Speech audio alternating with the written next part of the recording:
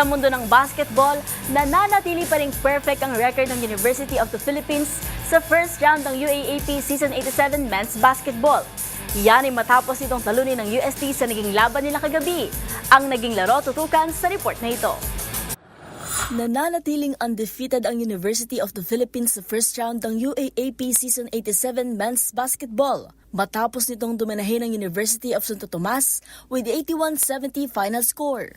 Isang powerful fourth quarter ang ipinakita ng Fighting Maroons dahil sa impressive team effort mula kina Janjan Felicilda, Francis Lopez at Harold Alarcon, leading to an 11-0 run. Sa kabila ng absence ni UP star JT Kagulangan, nag-step up para sa team si Alarcon with 16 points, habang 15 markers naman ang naitala ni Lopez on top of 6 rebounds, 2 assists, 2 steals, and 2 blocks. Hindi rin nagpoli sa scoring si Terence Fertea, adding 11 points, and Jerry Abadiano with 10 points. Susubukan ng UP na makompleto ang kanilang perfect first-round sweep sa paparating na finals rematch kontra De La Salle University, habang makakaharap naman ng UST ang Far Eastern University para makabawi sa kasalukuyang 3-3 record. Sa kasalukuyang standing, nangunguna ang UP with clean 6-0 record, na sinundan naman ng defending champions La Salle with 5-1.